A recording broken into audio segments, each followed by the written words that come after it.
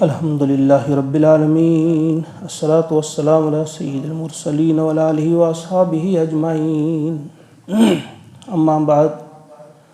اعوذ باللہ السمیع العلیم من الشیطان الرجیم، بسم اللہ الرحمن الرحیم، یا ایہا الذین آمنوا لا یحل لکم ان ترثوا النساء کرہا۔ سورۃ النساء آیت نمبر 19 سے آگے آج ہم جا رہے ہیں انشاءاللہ۔ اللہ کا ارشاد ہوتا ہے، اے ایمان والو، یا ایھا الذین آمنوا، لا یحل، حلال نہیں ہے، لکم تمہارے لیے، ان ترثوا النساء، کہ تم وارث بن جاؤ عورتوں کے، کرہا، زبردستی، تم زبردستی عورتوں کے وارث بن جاؤ۔ یہ ذہن میں رہے کہ جاہلی دور میں کیا تھا کہ وہاں ایک شخص، کئی اس کی بیویاں ہوتی تھیں، جب وہ مر جاتا تھا، اس کی 4-5 بیویاں ہیں، تو اس کا جو بڑا لڑکا ہے وہ اس گھر کا سربراہ بن جاتا تھا۔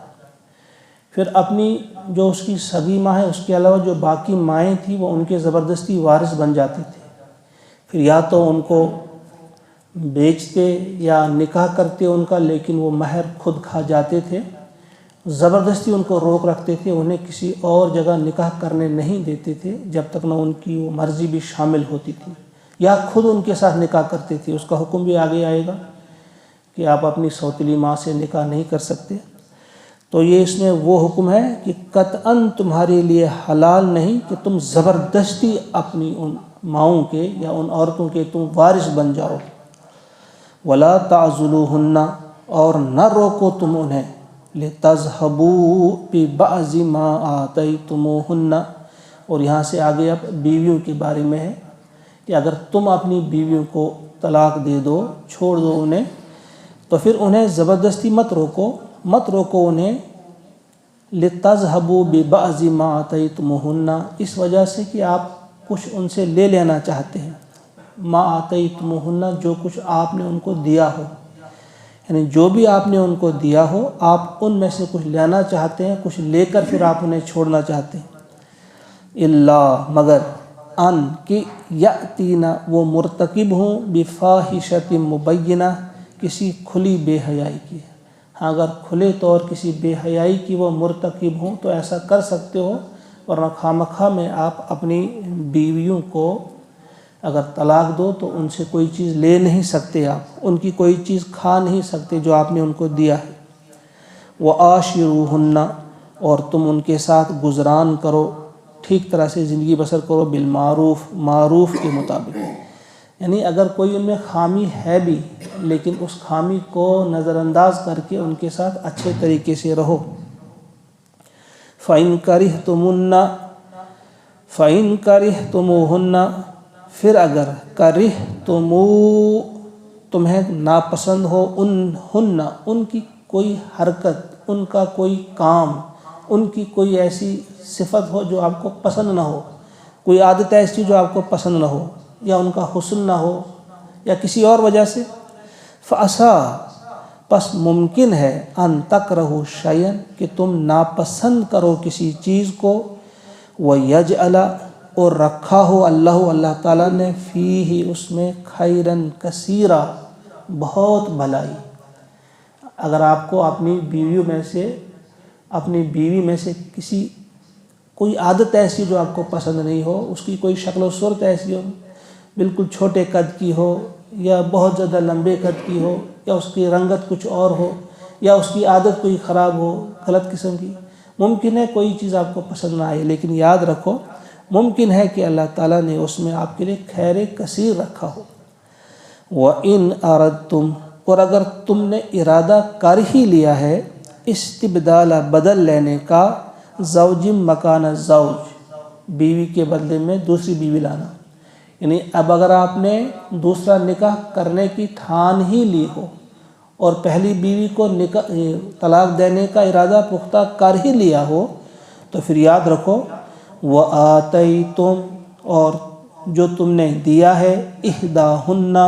ان میں سے کسی کو بھی قنطارن، قنطار کہتے ہیں سونے کا بہت بڑا خزانہ ہو کافی تعداد میں، جس کو عورت اٹھا بھی نہ سکے، اگر تم نے اسے ڈھیر سارا مال بھی دے رکھا ہو، فلا تأخذوا، تو تم واپس نہ لینا، منہ، اس میں سے، شیئا، کوئی بھی چیز۔ یعنی اب اگر تم نے ٹھان ہی لی ہے اپنی بیوی کو طلاق دینے کے لیے، تو پھر یاد رکھو جو آپ نے انہیں دیا ہے اس میں سے کوئی چیز واپس نہ لینا، اگر تم نے کتنا بھی دیا ہو۔ اتأخذونہ، کیا تم لیتے ہو اس سے، کیا تم لوگے اس سے وہ چیز واپس، بہتاناً، کوئی بہتان لگا کر، واسماً مبینہ، اور صریح کوئی گناہ، واضح کوئی گناہ کرتے ہوئے، یعنی کوئی بہت خطرناک قسم کا بہتان لگاؤ اس پر، یہ بہت بڑا گناہ تمہارے لیے ہوگا۔ وَكَيْفَ تَأْخُذُونَهُ، اور کیسے تم اس سے لے سکتے ہو، یہ کیسے لوگے تم اس سے،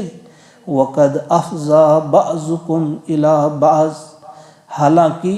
تم نے ایک دوسرے کی قربت حاصل کی ہے، صحبت بھی ہو چکی ہے، تم بہت قریب رہے ہو، مقاربت تم نے کی ہے۔ وَأَخَذْنَ مِنْكُمْ، اور وہ لے چکی ہیں تم سے، مِيثَاقًا غَلِيظًا، پختہ عہد، انہوں نے تم سے پختہ عہد بھی لیا ہے، تم کیسے ان سے یہ واپس چیزیں لے سکتے ہو۔ وَلَا تَنْكِحُوا، اور نکاح نہ کرو، مَا نَكَحَ آبَاؤُكُمْ، ان عورتوں سے جو تمہارے باپ کے نکاح میں ہوں، آبا کے نکاح میں، یعنی باپ دادا کے نکاح میں جو ہوں، چاہے باپ ہو دادا ہو، ان سے مت کر لو آپ نکاح، من النساء، عورتوں میں سے، الا، مگر، ما قد سلف، جو گزر چکا وہ تو گزرا، لیکن آئندہ کے لیے یاد رکھو آپ اپنی سوتیلی ماؤں سے نکاح نہیں کر سکتے۔ انہو، بے شک وہ ہے، کان، تھا، ہے، فاحشتاً، ان بے حیائی، و مقتا، اور اللہ کے غضب کو بھڑکانے والی چیز، فاحشتاً، بڑی بے حیائی ہے یہ، گندی بات ہے یہ، اور مقتا، غضب والی بات، یعنی اللہ کے غضب کو بھڑکانے والی یہ بات ہے۔ وَسَاءَ سَبِيلًا، اور بہت ہی برا راستہ ہے یہ۔ اب چونکہ عورت کی بات چلی یہاں پہ، حکم جو ملا آپ اپنی سوتیلی ماں سے نکاح نہیں کر سکتے، اب یہاں سے آگے اب کس سے آپ کر سکتے ہیں، کس سے نہیں کر سکتے۔ اب ان عورتوں کا تذکرہ پہلے آ جائے گا کلیئر کہ کن عورتوں سے آپ نکاح نہیں کر سکتے۔ تو 12 عورتیں ایسی ہیں جو آپ پر ہمیشہ حرام رہتی ہیں، جن میں کبھی بھی نکاح ان سے نہیں ہو سکتا ہے، اور 2 ایسی ہیں کہ ان کی تو اگر نہ آئے تو کسی وقت آ سکتا ہے، یعنی ان کی خاص صورت تک نہیں آئے گا تو کسی وقت پھر آ بھی سکتا ہے، وہ ہم پڑھیں گے۔ گویا کل 14 قسم کی عورتیں ہیں جن سے نکاح نہیں ہو سکتا ہے۔ اب دیکھیے کون کون ہے۔ حرمت، حرام کی گئی، علیکم، تم پر، امہاتکم، تمہاری مائیں، پہلے آ گیا ماں کا تذکرہ۔ تو جب ہم ماں کہتے ہیں اس میں پھر ماں بھی ہے، نانی بھی ہے، پڑنانی بھی ہے، اوپر جہاں تک جائیں گے آپ۔ حرمت علیکم امہاتکم و بناتکم، اور تمہاری بیٹیاں، جب بیٹی آ گئی تو آگے پھر بیٹی کی بیٹی ہو وہ آگے کے لیے چلے گا۔ و بناتکم و اخواتکم، اور تمہاری بہنیں، و عماتکم، تمہاری پھوپھیاں، و خالاتکم، تمہاری خالائیں، ماسیاں جن کو آپ کہتے ہو ماسی، و بنات الاخ، بھائی کی بیٹی یعنی بھتیجی، تمہاری بھتیجیاں، و بنات الاخت، بہن کی بیٹی یعنی بھانجی، وہ بھی آپ پر حرام ہے۔ و امہاتکم، اور تمہاری وہ مائیں، التی ارضعنکم، جنہوں نے تمہیں دودھ پلایا ہو، رضائی ماں، ذہن میں رکھیے آپ یہ چیزیں ہم میں سب کو معلوم ہونی چاہیے، بہت زیادہ غلطی اس معاملے میں ہو جاتی ہے۔ جو رضائی ماں ہے، جس ماں کا آپ نے دودھ پیا ہو، اس ماں کی ساری اولاد اب آپ کے لیے اسی طرح ہے جس طرح آپ کے اپنے بھائی بہن ہیں، ان میں سے کسی ایک بیٹی سے بھی آپ کی شادی نہیں ہو سکتی، آپ کا نکاح نہیں ہو سکتا ہے جس کا آپ نے دودھ پیا ہے، یہ ذہن میں رہے اچھی طرح سے۔ اگر وہ عورت جس کا آپ نے دودھ پیا ہو کسی وجہ سے اس کا شوہر اسے چھوڑ دے، یا اس کے شوہر کی وفات ہو جائے، وہ دوسری شادی کرے، اس سے بھی اس کی جو اولاد ہوگی وہ بھی آپ کے لیے اسی طرح حرام ہوگی، کیونکہ رشتہ آپ کا ماں کے ساتھ ہے، اس رضائی ماں کے ساتھ، لہذا اس کی ساری اولاد ایک شوہر کے ساتھ ہو، دوسرے شوہر کے ساتھ ہو، وہ ساری اولاد آپ کے لیے بالکل جس طرح سگی بہن ہے اس طرح اس کی بیٹی ہوگی، اس سے آپ کا رشتہ نہیں ہوگا۔ ہاں، آپ کے بھائی یا دوسرا جو ہے ان کا اس سے تعلق نہیں،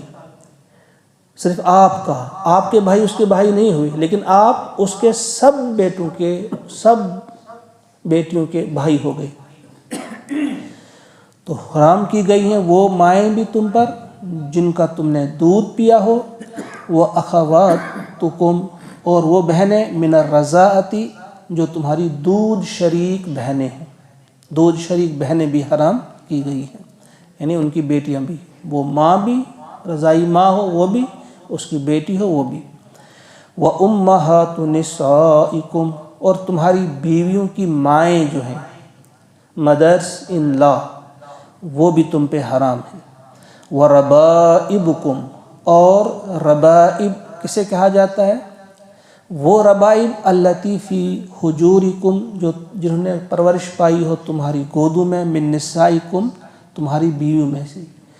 یعنی تم نے کوئی کسی ایسی عورت سے شادی کی ہے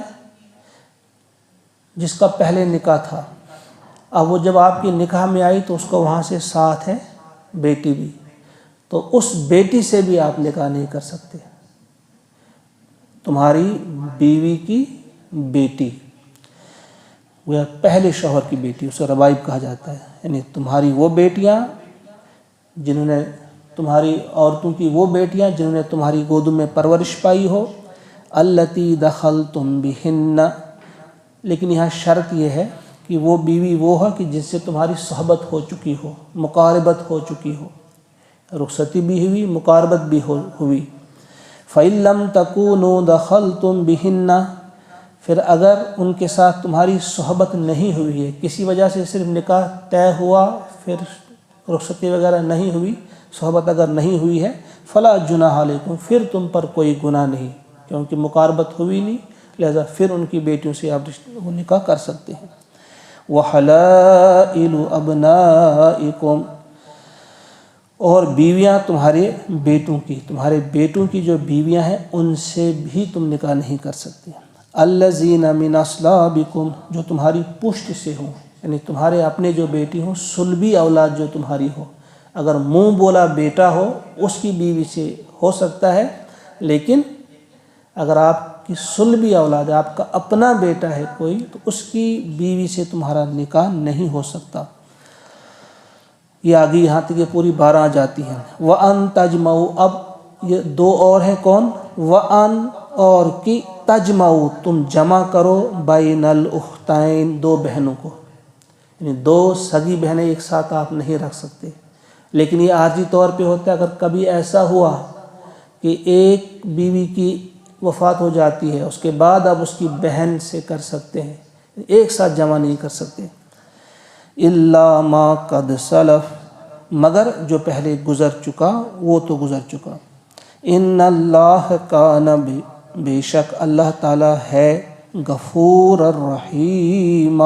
بخشنے والا، مہربان۔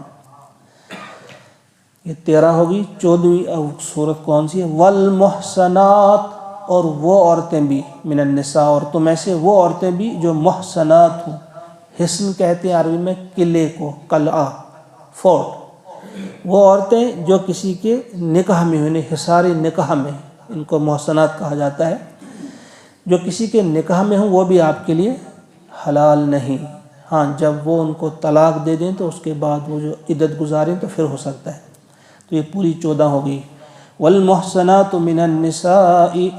الا ما ملکت ایمانکم، ہاں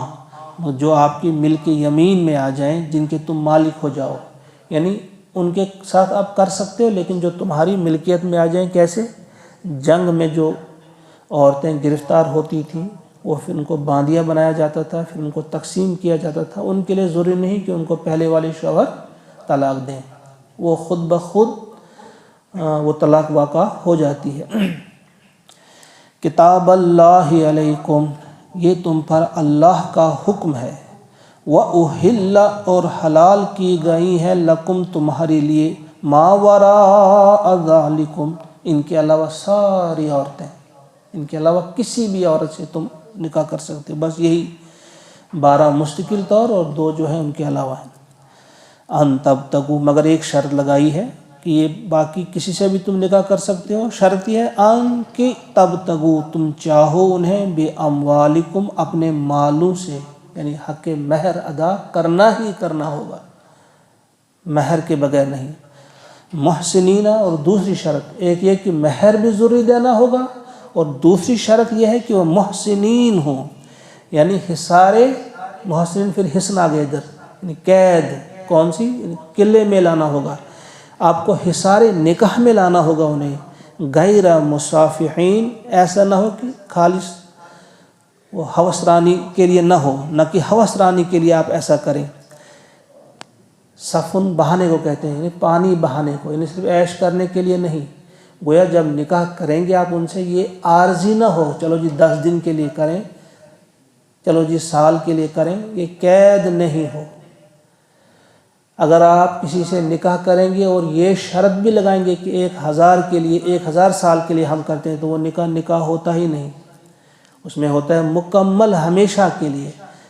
تو آزاد شہوت رانی نہ ہوئی۔ تو یہ دوسری شرط ہے۔ پہلی شرط حق مہر آپ نے ان کا دینا ہوگا، محسنین غیر مصافحین حصار نکاح میں ان کا لانا ہوگا، صرف آزاد شہوت رانی کے لیے ایسا نہ ہو۔ فَمَسْتَمْتَعْتُمْ بِهِ بس جو پھر تم ان سے نفع حاصل کرو، اس سے لذت حاصل کرو، منہن ان سے، فَآتُوهُنَّ تو ان کو دو، اجورہن ان کے مہر، فریضتاً مقرر کیے ہوئے، ان سے تم لذت حاصل کرتے ہو لیکن ان کے مہر پورے ادا کیا کرو۔ پہلے بھی اس کا تذکرہ آیا، حق مہر کی اہمیت کیا ہے۔ ولا جناح علیکم اور کوئی گناہ نہیں تم پر، فیما تراضیتم بہ اس میں کہ تم باہم رضامندی سے کچھ کرو، من بعد الفریضہ مقرر کیے ہوئے اس مہر کے بارے میں، آپ نے مقرر کیا مہر، اس کے بعد اگر تم آپسی رضامندی میں سے کچھ کرو، یعنی بیوی اپنی چوائس سے اپنی مرضی سے معاف کرے، لیکن اس کے لیے شرط یہ ہے کہ آپ پہلے اس کو دے دیں اس کے ہاتھ میں۔ کبھی کبھی انسان دینا نہیں چاہتا تو اس سے معاف کروایا جاتا ہے، وہ بیچاری ڈرتی ہے کہ اگر معاف نہ کروں تو پتہ نہیں کیا ہوگا، میرے ساتھ کیسا سلوک کرے گا میرا شوہر، لہٰذا اس کے لیے یہ صورت ہے کہ آپ نے اس کو دے دینا ہے، پھر اگر وہ معاف کرے گی اس میں کچھ حصہ آپ کو دے دے اپنے ہاتھ سے اٹھا کر، وہ الگ بات ہے۔ تو فرمایا اگر اپنی مرضی سے پھر تم کچھ کرو گے، اپنی رضامندی سے، چاہے عورت تمہیں معاف کر دے یا مرد کہے بیوی سے کہ میں نے اس وقت آپ کے لیے جو 1 لاکھ یا 2 لاکھ لکھا تھا میں دینا چاہتا ہوں زیادہ، وہ زیادہ دے سکتا ہے اور وہ کم کر سکتی ہے، گویا جو تم کرو گے رضامندی سے اس میں کوئی گناہ نہیں۔ ان اللہ بے شک اللہ تعالی کان ہے، علیماً حکیما جاننے والا حکمت والا۔ وَمَن لَّمْ يَسْتَطِعْ مِنْكُمْ اور جو تم میں طاقت نہ رکھے، استعداد نہ رکھے، تم میں طاقت نہ رکھے، مقدرت نہ رکھے، مَن لَّمْ يَسْتَطِعْ مِنْكُمْ طَوْلًا أَن يَنكِحَ الْمُحْصَنَاتِ کہ وہ نکاح کر سکے کن سے؟ محسنات المؤمنات۔ اب یہاں محسنات نکاح والی عورتیں نہیں، محسنات اس معنی میں بھی آتا ہے کہ کوئی خاندانی عورت ہو، اس سے آپ، اور مومن بھی ہو، خاندانی عورت ہو، آزاد ہو، اس سے اگر آپ نکاح نہیں کر سکتے ہوں، اتنی آپ کے پاس جرت نہ ہو، فَمِمَّا مَلَكَتْ أَيْمَانُكُمْ تو پھر جو تمہارے ہاتھ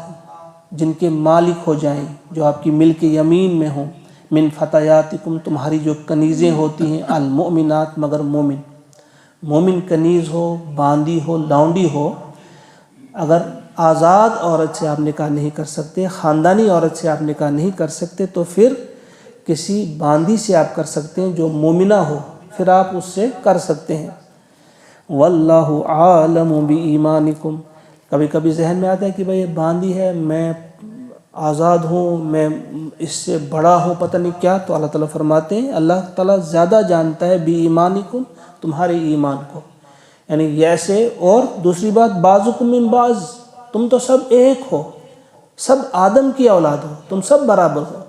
اب یہ قسمت کی بات ہے، کوئی باندھی بن چکی ہے، کس طرح سے بنی وہ، کس طرح سے وہ لونڈی بن گئی، لیکن تم سب ایک اعتبار سے برابر ہو. جو حقیقی معنوں میں تم برابر ہو سب، بڑا چھوٹا ایمان کے اعتبار سے ہوتا ہے، وہ کسے معلوم کون ایمان میں زیادہ ہے، تم ہو یا وہ ہے.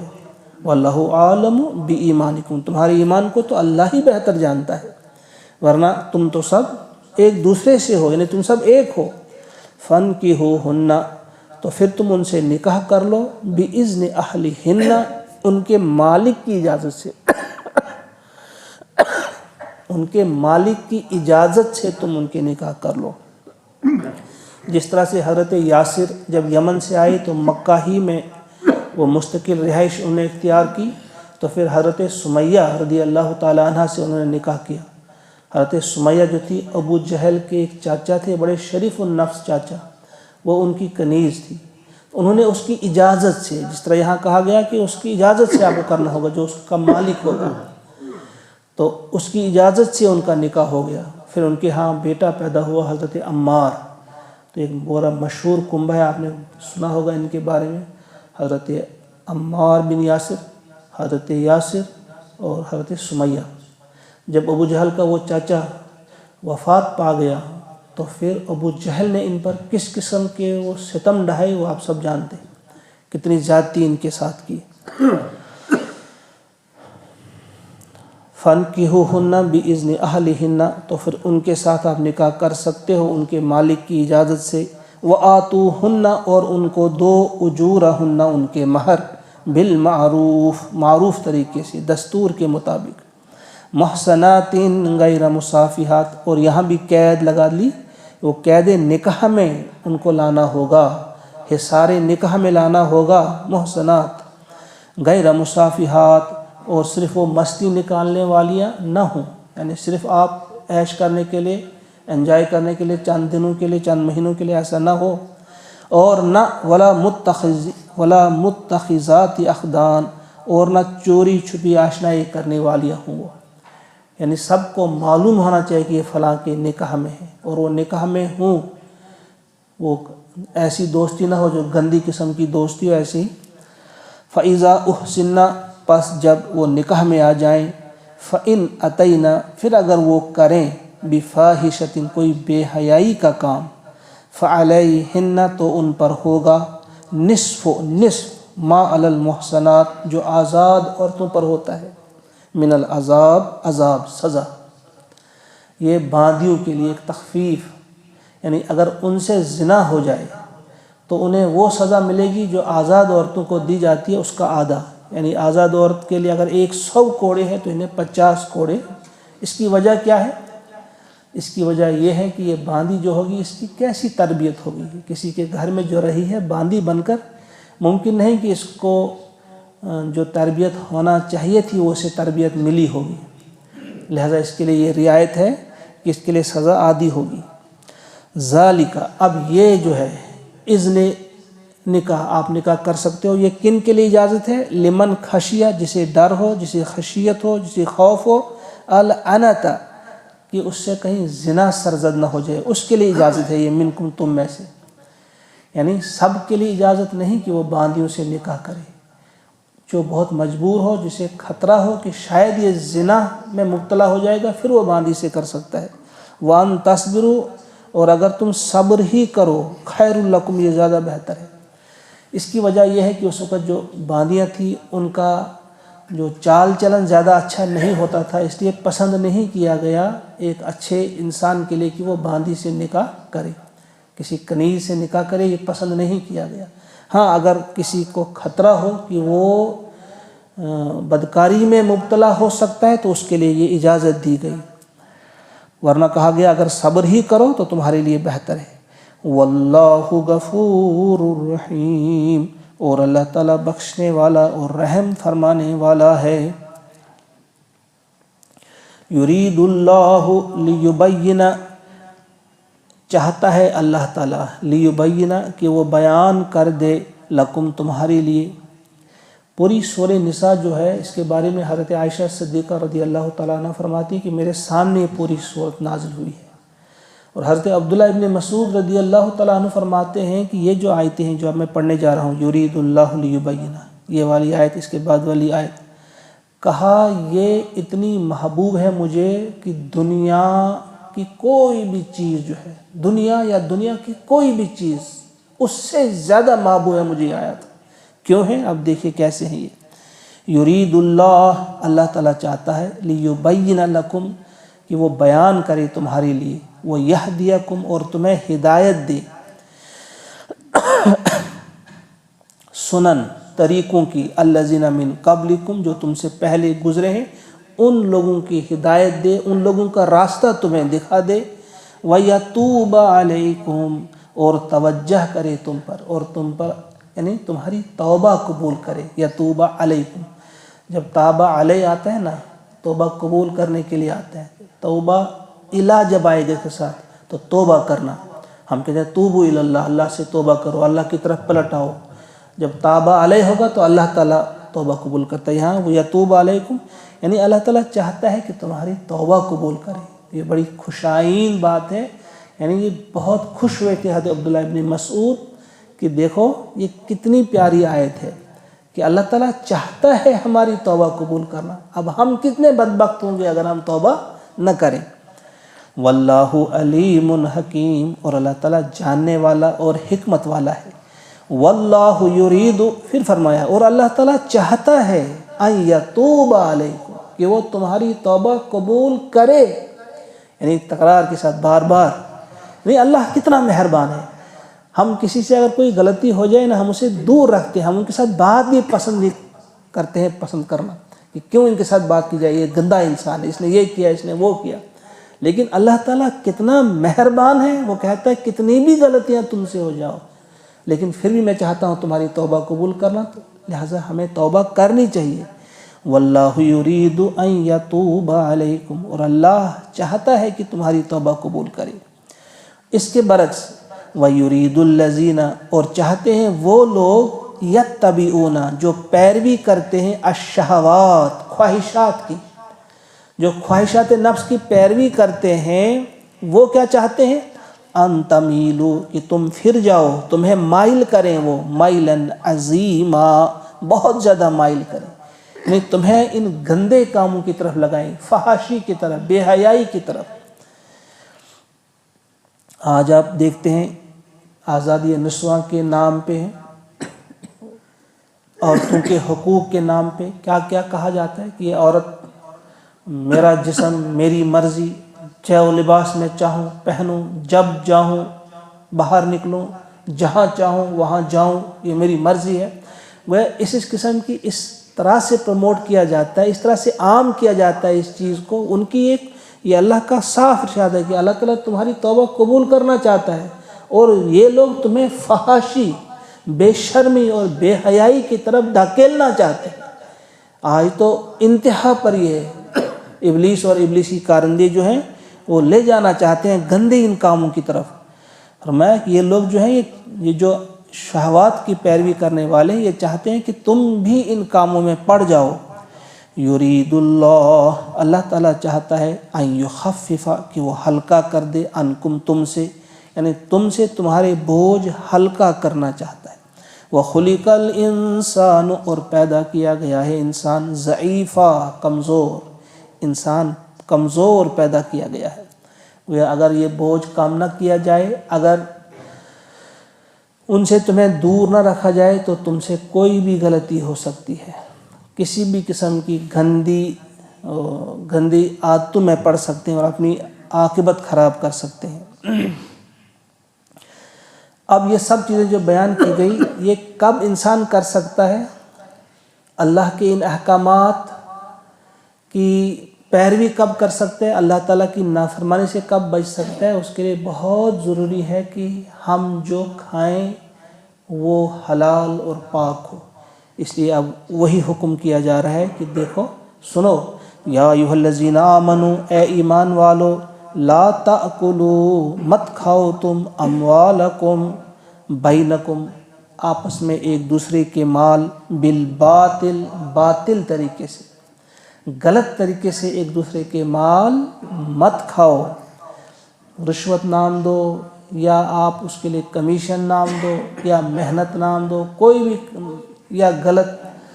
آپ اپنی جو دکانداری کرتے ہو وہاں ریٹس زیادہ کر لو یا دھوکے بازی کر لو کسی بھی قسم کی، فرمایا کہ تم ایک دوسرے کے مال غلط طریقے سے مت کھاؤ، الا مگر ان تکون تجارتاً یہ کہ ہو کوئی تجارت، ان تراض منکم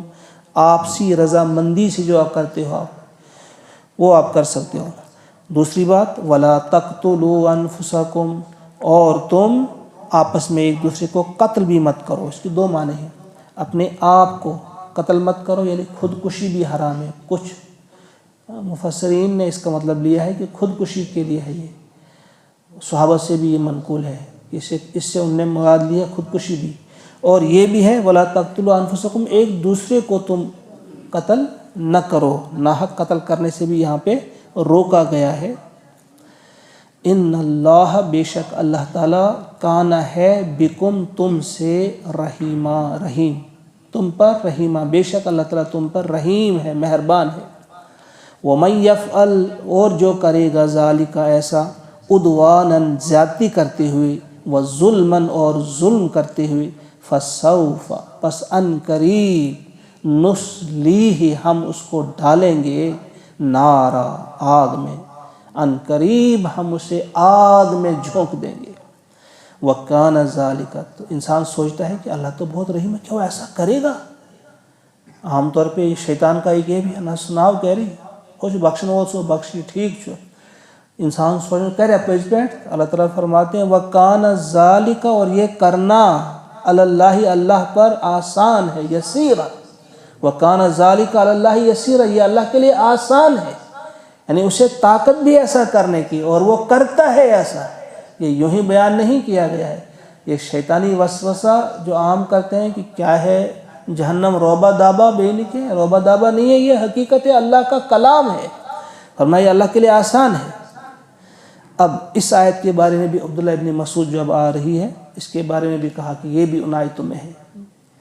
کن آیتوں میں کہ ہر چیز سے پیاری یہ آیت ہے مجھے، یہ بہت بڑا اس میں سہارا ہمارے لیے بھی ہے۔ فرمایا ان تجتنبوا اگر تم بچتے رہو کبائرہ کبیرہ گناہوں سے، جو بڑے بڑے گناہ ہیں اگر تم صرف ان سے بچتے رہو، ما تنہون عنہ جن سے تمہیں بچنے کو کہا گیا ہے، جن سے تمہیں منع کیا گیا ہے، ان بڑے بڑے گناہوں سے اگر تم بچتے رہو، نکفر عنکم ہم دور کر دیں گے تم سے، معاف کر دیں گے تمہارے سیئاتکم چھوٹے چھوٹے گناہ جو ہوتے رہتے ہیں، یعنی تمہارے چھوٹے چھوٹے گناہ ہم معاف کرتے رہیں گے، لیکن یہ جو بڑے بڑے گناہ کون ہیں ان کی بڑی تفصیلیں آئی ہیں، کچھ لوگوں نے 300 گنائے ہیں، کچھ لوگوں نے کتنے گنائے ہیں،